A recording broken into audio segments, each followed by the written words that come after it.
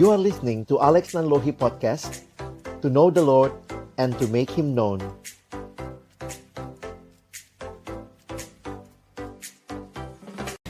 Hari ini tema kita adalah He renews my strength. Allah membaharui kita dengan kekuatan yang daripadanya. Mari sama-sama kita buka di dalam Yesaya 40. Mari kita lihat Yesaya 40 ayatnya yang kita mulai dari ayat yang ke-25. Yesaya 40, kita lihat ayat yang ke-25 sampai dengan ayat yang ke-31. Mari kita baca ayat ini bersama-sama. Kita melihat bagaimana Tuhan memberikan penguatan kepada umat Israel yang ada di pembuangan. Saya membaca ayat yang ke-25. Mohon kakak-kakak, adik-adik sekalian membaca ayat yang ke-26. Kita bergantian sampai ayat yang ke-31. Mari dengan suara lantang kita akan membaca bergantian. Saya mulai. Dengan siapa hendak kamu samakan aku? Seakan-akan aku seperti Dia, firman yang Maha Kudus.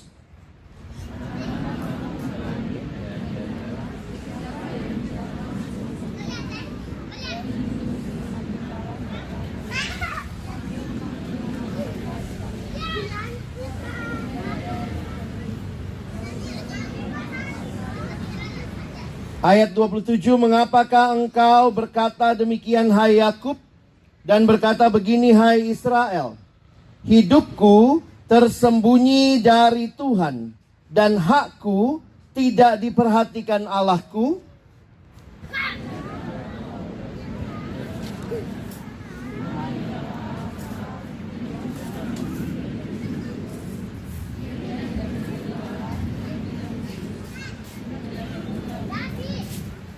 Dia memberi kekuatan kepada yang lelah dan menambah semangat kepada yang tiada berdaya.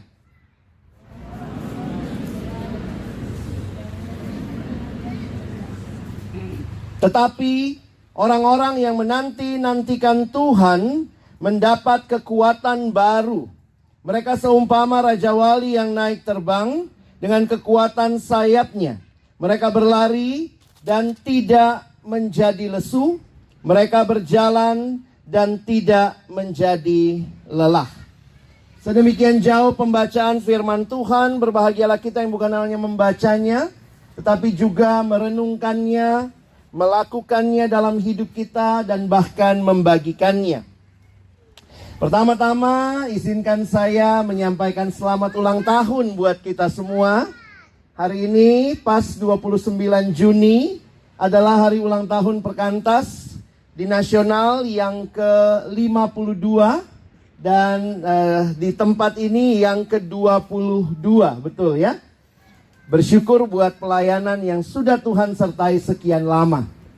Mohon izin perkenalan, karena ada pepatah bilang tak kenal maka tak sayang. Sudah kenal sih belum tentu disayang ya.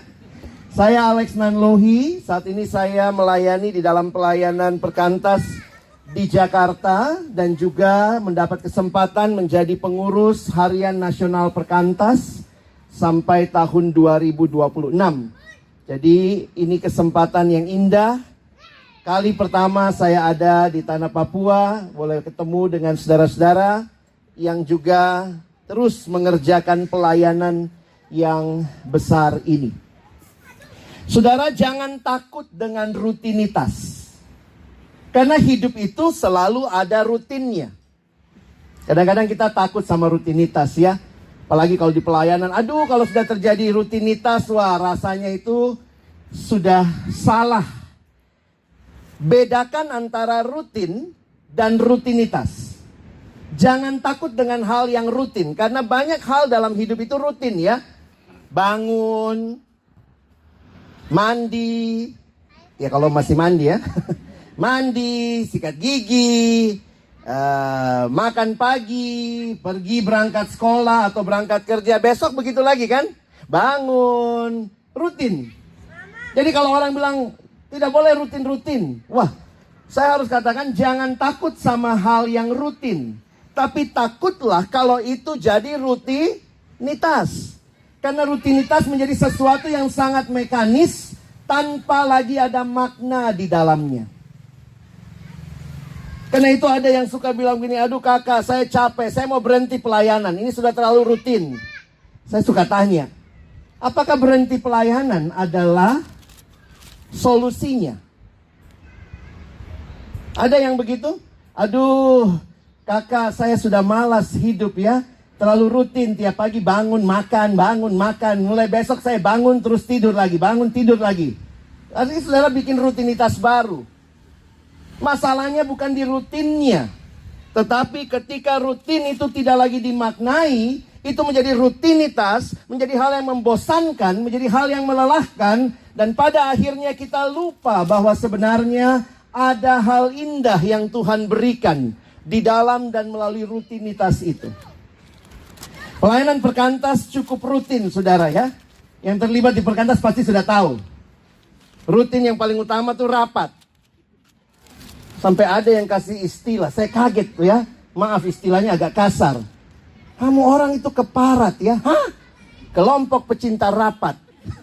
Rapat terus, rapat begitu ya.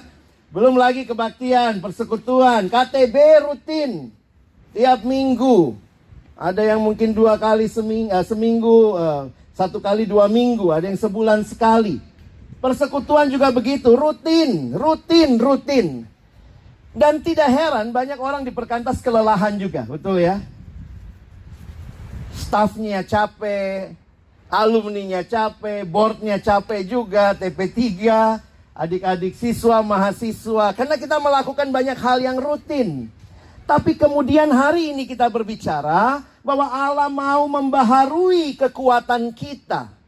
Apakah Allah membaharui kekuatan kita dengan kita berhenti hal yang rutin?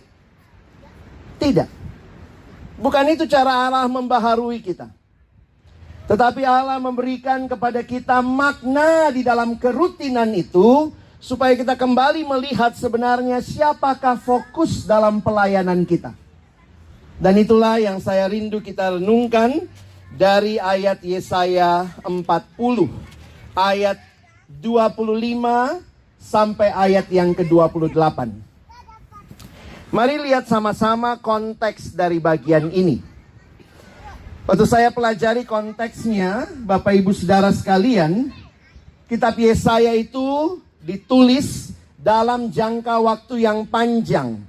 Ada bagian awal yang ditulis menunjukkan mengapa bangsa Israel dibuang. Pantas mereka dibuang karena mereka melakukan dosa di hadapan Tuhan.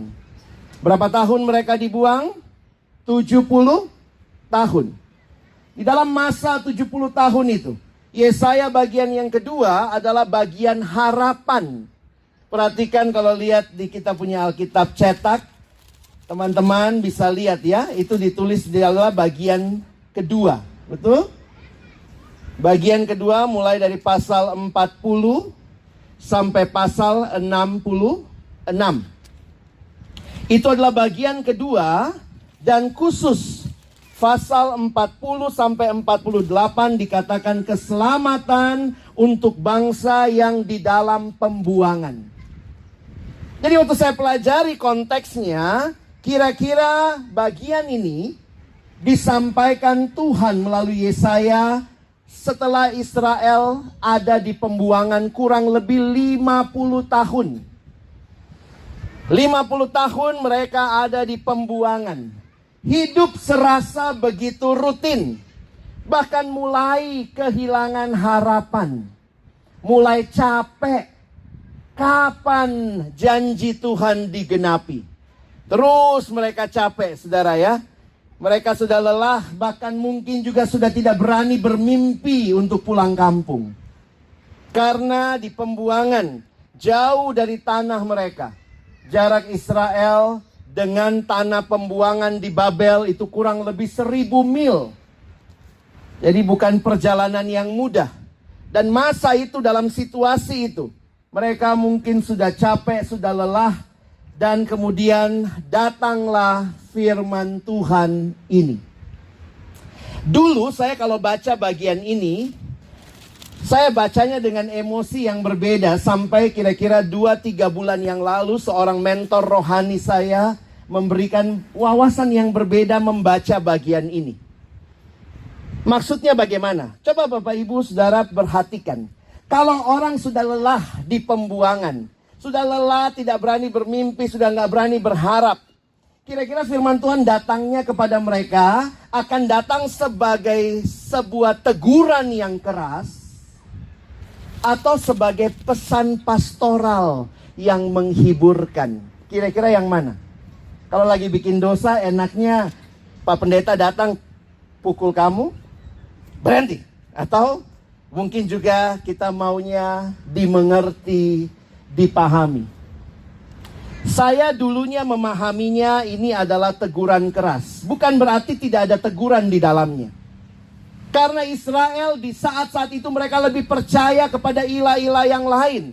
Tapi kalau saudara perhatikan, lihat ayat 25 ya. Sekarang kita kembali ke Alkitab kita.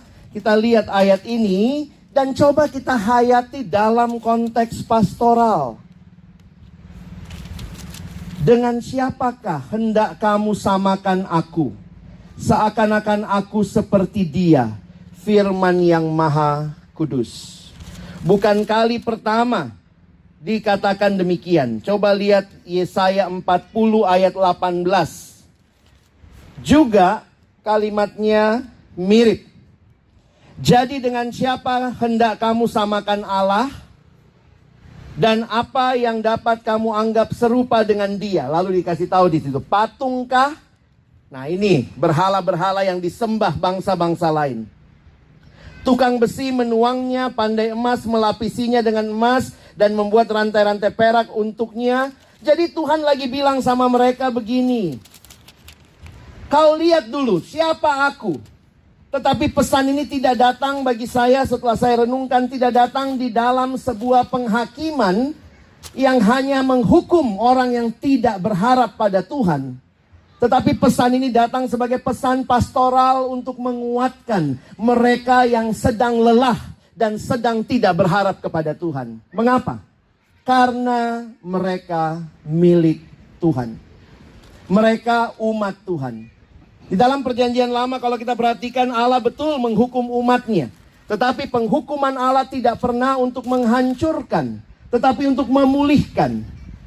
Karena itu hal yang menarik bahwa mungkin kita yang terlibat aktif di pelayanan, mungkin kok merasa capek. Jangan pura-pura bilang, oh saya tidak mungkin capek. Pokoknya Tuhan berkati ini, tidak ada capek-capek. Realitanya kita alami. Beberapa teman bahkan di pelayanan sampai bilang, aduh kakak saya sudah mau bunuh diri. Kau anak Tuhan, kenapa berpikir begitu? Tetapi pelayanan bisa jadi tempat di mana kita juga mengalami keletihan yang sangat. Apalagi ketika kita tidak fokus kepada yang seharusnya. Kalau kita pelayanan fokusnya sama diri kita, supaya kita dipuji. Maka waktu tidak dapat pujian, frustasi. Ada orang yang bilang sama saya, kakak, yang saya paling takutkan kalau pelayanan itu evaluasi. Kenapa? Karena evaluasi itu tanpa saya sadari bisa membuat saya rasa diri saya yang paling hebat. Kadang-kadang orang begitu ya. Di persekutuan ini susah meninggikan diri, tapi banyak orang coba meninggikan diri dengan cara kalau ditawarin, kalau MC ya, jangan saya kakak, jangan saya kakak, jangan saya. Itu dalam hati, coba dia paksa 2 kali lagi saya mau. Jadi bisa jadi di pelayanan kalau kita kejar yang salah, kita tidak dapat itu, kita capek. Sehingga kita rasa, aduh ngapain saya pelayanan di sini. Tidak ada yang puji saya, tidak ada yang berikan sesuatu jadi apresiasi buat saya. Tapi juga di sisi yang lain kita bisa memakai orang lain untuk puji-puji kita. Bagaimana tadi? Hebat tuh saya tuh. Wah kau berdengar tuh kayak tadi tuh. Wah luar biasa saya. Oh puji diri, haleluya. Sayalah segala-galanya. Di situasi yang sulit itu, datanglah teguran, tapi juga sebuah rangkulan dari Tuhan. Kayak Tuhan bilang begini ayat 25 ya. Dengan siapa hendak kamu samakan aku? Seakan-akan aku seperti Dia, firman yang maha kudus. Arahkanlah matamu ke langit dan lihatlah siapa yang menciptakan semua bintang itu dan menyuruh segenap tentara mereka keluar sambil memanggil nama mereka sekaliannya. Satu pun tiada yang tidak hadir, sebab Ia maha kuasa dan maha kuat. Tuhan memperkenalkan dirinya sebagai Allah yang menguasai semesta ini. Bahkan bintang yang kita mungkin juga hitungnya salah terus. Berapa ini berapa? Tuhan tahu namanya masing-masing. Demikian penguatan yang datang kepada orang yang lelah. Penguatan yang datang kepada orang yang mungkin sedang berhenti berharap. Perhatikan ayat 27. Makanya Tuhan bilang begini ya. Mengapa engkau berkata demikian hai Yakub dan berkata begini hai Israel? Hidupku tersembunyi dari Tuhan dan hakku tidak diperhatikan Allahku. Jadi Israel sudah mulai rasa Tuhan kayaknya sudah lupa sama kita. Tuhan tidak peduli sama kita. Kita ini sudah capek di pembuangan, tapi mana Tuhan? Tuhan bilang, "Hei, saya yang bikin bintang itu semua. Saya panggil namanya masing-masing. Masakan kamu umatku saya lupa?" Ya. Lalu lihat lagi. Jadi saya harap kita lihat alurnya ya. Ayat 28. Perhatikan di sini banyak sekali Allah menyatakan dirinya. Apabila ayat 28. Tidakkah kau tahu dan tidakkah kau dengar? Tuhan ialah Allah kekal. Dia Allah yang kekal. Yang kedua, Tuhan ialah Allah kekal yang menciptakan bumi dari ujung ke ujung. Dia kekal, Dia pencipta. Yang ketiga, yang menciptakan bumi dari ujung ke ujung, Ia tidak menjadi lelah, berarti Ia maha kuasa, powerful God, dan Ia tidak terduga pengertiannya. Dia Allah yang penuh hikmat. Perhatikan 4 hal ini yang Tuhan perkenalkan. Aku Allah yang kekal, Allah yang dari awal sampai akhir, Allah yang punya rencana dan menggenapkan rencananya. Yang kedua, Dia Allah yang adalah Allah pencipta, powerful. Yang ketiga, Dia Allah yang tidak menjadi lesu dan tidak terduga pengertiannya, Allah yang penuh hikmat. Saudara, Allah memperkenalkan dirinya sekali lagi kepada umat yang sedang kelelahan. Bahwa aku tidak tinggalkan kamu. Aku hadir bersama kamu. Aku tetap Allah yang dulu, sekarang, sampai akan datang. Allah yang sama. Disinilah kita baca sekarang ayat tema kita. Ya, ayat tema kita sebenarnya cuma 29, 30, 31. Tapi saya kasih konteksnya supaya saudara-saudara bisa mengerti bahwa ternyata ini benar pesan pastoral. Karena lihat ayat 29. Perhatikan siapa subjek yang akan menguatkan saudara dan saya. Bukan kita, tapi Dia Allah. Dia memberi kekuatan kepada yang lelah dan menambah semangat kepada yang tiada berdaya. Di dalam sejarah, siapa orang-orang yang dianggap kuat? Biasanya orang muda, biasanya para remaja, para teruna. Tetapi digambarkan di ayat 30, orang-orang muda menjadi lelah dan lesu. Teruna-teruna jatuh tersandung. Tetapi, nah ini penting ya. Kalau ada kata tetapi, mana yang penting? Sebelum tetapi apa sesudah? Biasanya mana yang penting? Ini guru bahasa Indonesia bagaimana nih ya? Yang penting itu biasanya sebelum tetapi apa sesudah? Dia cantik, pintar, kaya, tapi sudah mati. Dengar tuh ya. Mesti dengar konteksnya ya. Jadi tapi itu biasanya di belakangnya penting ya. Orang muda lelah. Orang muda lesu. teruna jatuh, teruna tersandung. Tetapi siapakah yang memperoleh kekuatan? Perhatikan ayat 31.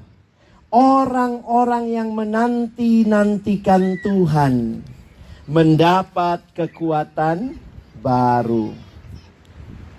Saudara, di dalam rutinitas, di dalam kerutinan, jangan menjadi hal yang rutinitas belaka, tapi pikirkanlah bagaimana Allah tetap menjadi fokus utama yang memberikan kepada kita kekuatan di dalam pelayanan. Perkantas telah membuktikan kesetiaan Tuhan yang sungguh besar. Kalau pikir-pikir pelayanan kita hanya dimulai dari 2 orang yang berdoa. Pada tahun 1963, Bapak Sun Siregar bertemu dengan Bapak Jonathan Parapak dalam satu retret di Melbourne. Mereka berdoa di sudut ruangan tempat retret itu. Mereka cuma berdoa, Tuhan, kami rindu yang kami nikmati di Australia ini. Karena mereka mahasiswa yang dapat beasiswa kuliah di Australia. Mereka berdoa supaya ada gerakan mahasiswa yang mencintai firman Tuhan. Dan itulah yang mereka doakan di pojok di dalam tempat retret pada tahun 1963. Kembali ke Indonesia, mereka mulai memperkenalkan pelayanan perkantas. Terus bertumbuh pada tahun 1971, tanggal 29 Juni, pelayanan perkantas terdaftar resmi di dalam berdiri sebagai sebuah yayasan. Jadi sebenarnya kalau kita pikir bukan tahun 71 pelayanan kita dimulai. Jauh sebelum itu, 1963, dari 2 orang yang berdoa sampai 71. Sampai hari ini kita melihat Allah bekerja luar biasa. Dan saya yakin juga bukan 22 tahun yang lalu dimulai pelayanan ini. Sebelumnya pasti sudah ada orang-orang yang Tuhan pakai dan gerakkan. Mungkin baru resmi jadi badan, entah TP3-nya atau BPP pada tahun 22 tahun yang lalu. Apa yang kita lihat? Pelayanan ini dikerjakan bukan dengan kekuatan manusia. Orang suka bercanda ya, dan sampai hari ini juga. Perkantas, persekutuan kantong terbatas. Mau apa-apa cari duit, miskin, melayani mahasiswa, sulit. Kadang-kadang tidak mudah. Melayani siswa sama sulitnya juga. Bersyukur ada alumni-alumni yang Tuhan tolong menikmati pelayanan ini dan kemudian memberi dari apa yang mereka sudah nikmati untuk adik-adiknya alami lagi.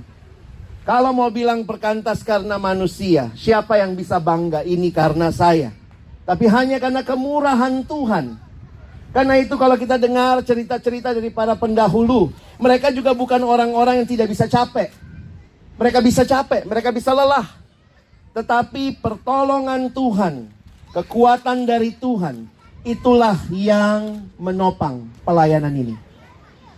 Jadi adik-adik, saudara-saudara yang dikasihi Tuhan, kalau hari ini kita ada capek-capeknya, melayani sama-sama, kadang frustasi juga, ya itulah ya manusia, kita melayani sama manusia, bersama dengan manusia lain.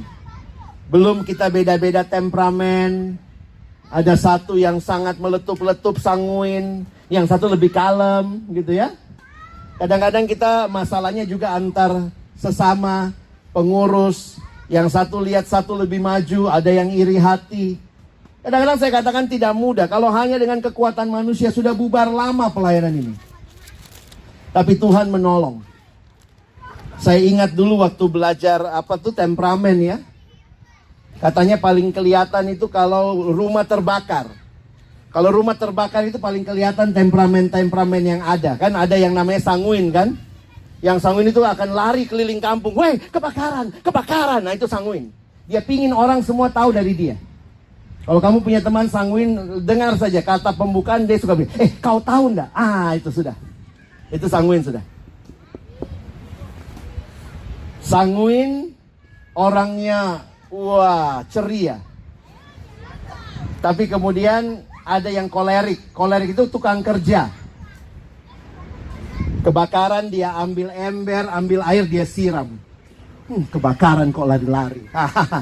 Dia protes sanguin, cuma teriak-teriak saja, toh. Nah, kalau di panitia bisa rasa kan?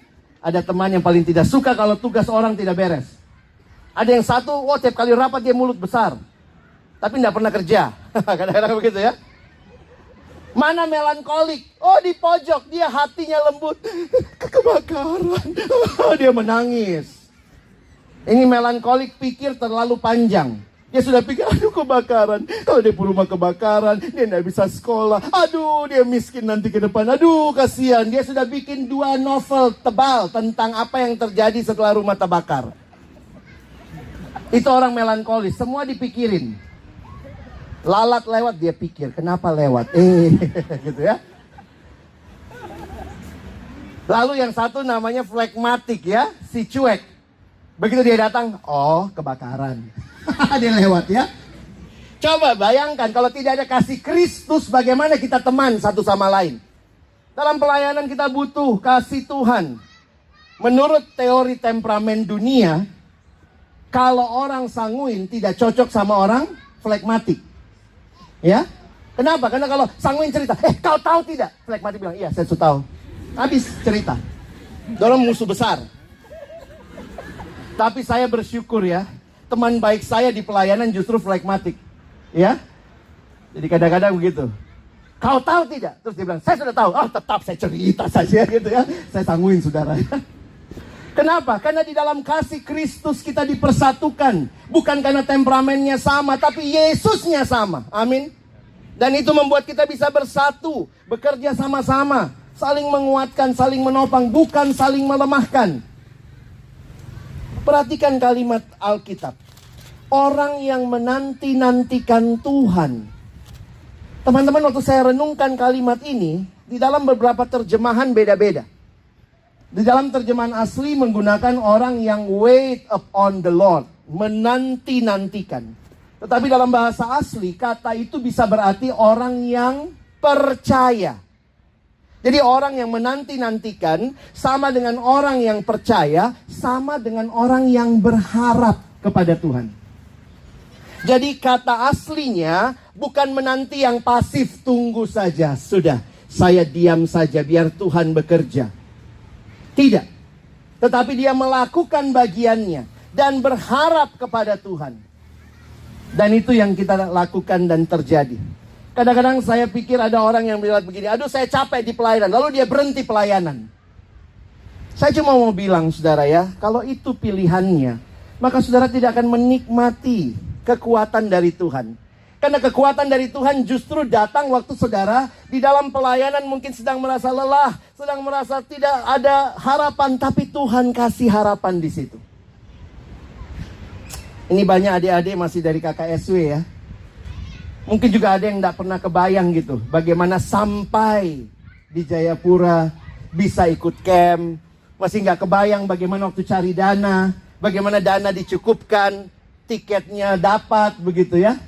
Kadang-kadang kalau kita pikir, saya tidak mau tinggalkan, saya lepaskan diri dari pelayanan. Kalau tidak dapat kesempatan menikmati kekuatan Tuhan. Karena kekuatan itu Tuhan kasih waktu saudara dan saya melakukan dan menjalani pelayanan. Ada satu adik datang sama saya di Jakarta. Dia bilang begini, Kak Alex, saya sudah malas saat teduh. Kenapa? Saya capek ini Kak. Lalu disuruh lagi saat teduh. Aduh. Jadi apa yang kau lakukan? Ya sudah, saya sekarang sudah tidak baca Alkitab. Kenapa? Saya tidak dapat apa-apa kakak. Jadi dia tanya sama saya, menurut Kak Alex bagaimana? Saya bilang begini saja, kau baca saja tidak dapat apa-apa, apalagi tidak baca.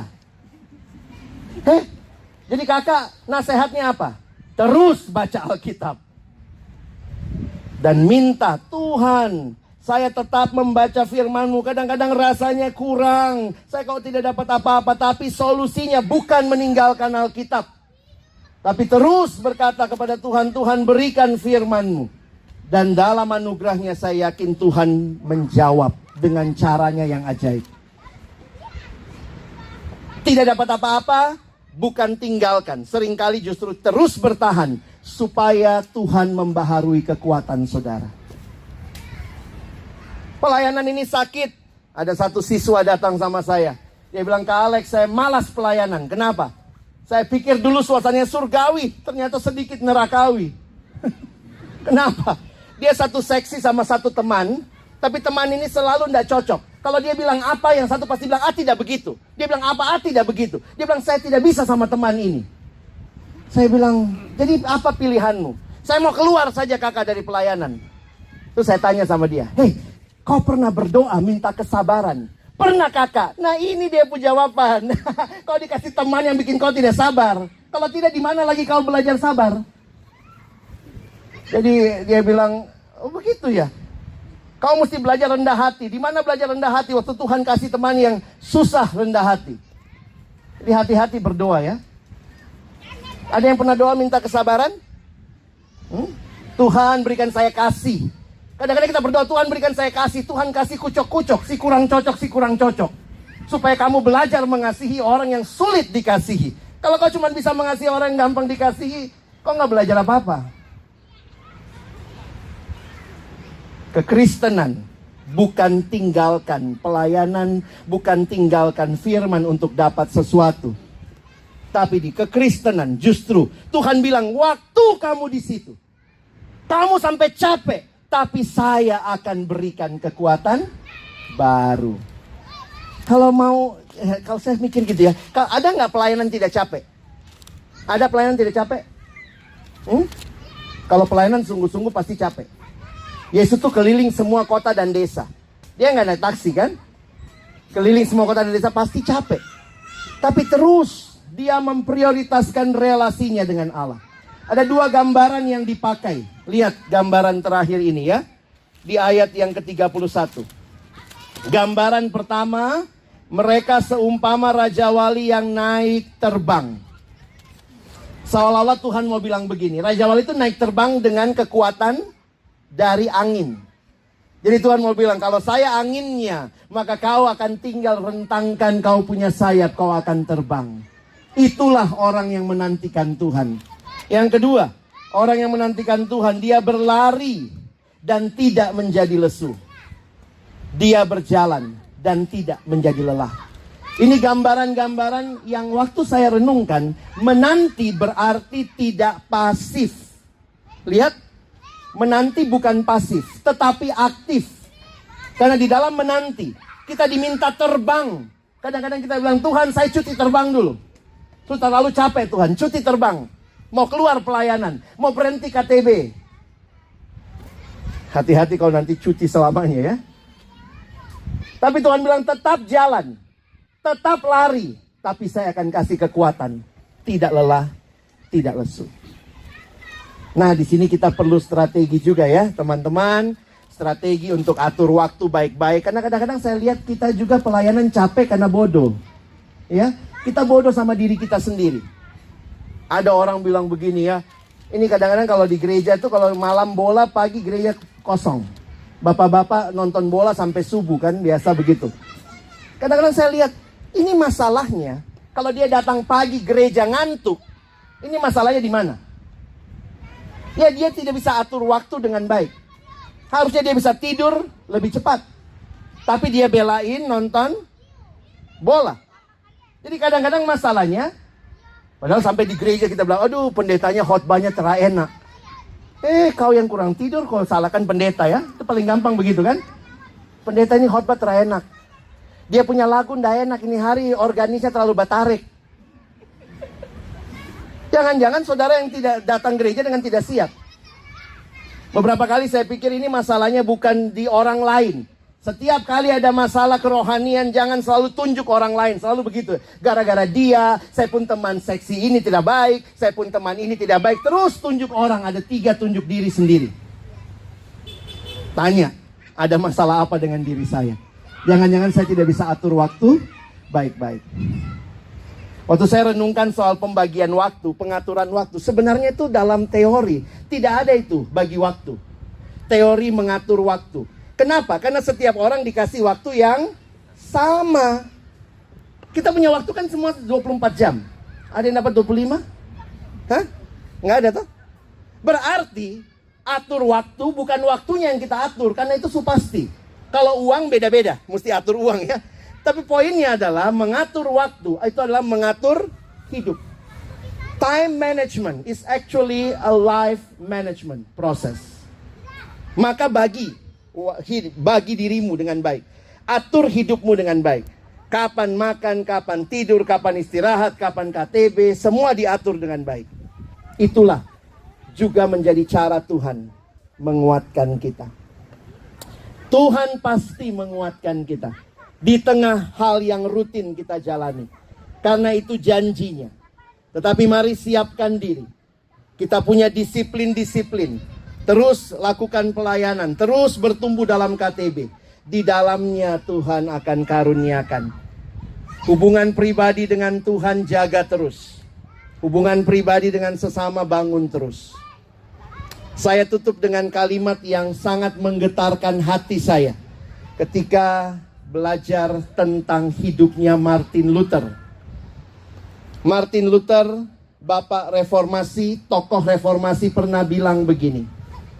Semakin sibuk saya hari itu, maka saya akan pakai waktu lebih lama lagi untuk berlutut.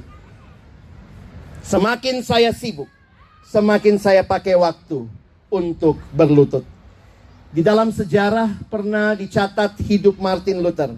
Kalau Martin Luther keluar kamar, itu biasanya dia sudah pakai waktu 3 jam minimal untuk berdoa hari itu. Wah, saya waktu baca itu, aduh Tuhan, kalau ketemu suka terbalik ya. Tambah sibuk, tambah tidak baca Alkitab ya. Tambah sibuk, tambah tidak berdoa. Martin Luther tambah dia sibuk, dia tambah lama berlutut di hadapan Tuhan. Karena dia tahu sumber kekuatannya bukan dari manusia, tapi dari Allah. Sumber kekuatan kita bukan dari dana. Walaupun kita cari dana setengah mati, kita biayai pelayanan ini. Sumber kekuatan kita bukan dari sekadar organisasi yang rapih. Sumber kekuatan kita adalah dari setiap kita yang boleh terus menikmati Allah yang menyertai kita. Karena ini janjinya. He renews my strength. Bukan kita, tapi Dia yang akan membaharui. Sharing nomor 1 yang tadi di kelompok ditanyakan. Apakah teman-teman capek dalam pelayanan? Mungkin semua pada bilang iya juga ya.